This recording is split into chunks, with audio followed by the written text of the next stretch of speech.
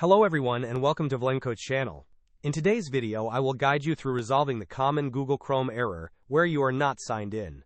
This fix applies to services like Google Drive and Gmail. And now let's get started.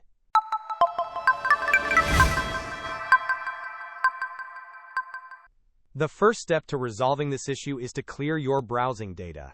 Open Google Chrome by searching for it in the Windows search bar. Once Chrome is open, look for the three vertical dots located at the top right corner of the window and click on them. From the drop-down menu, select History, and then choose History again.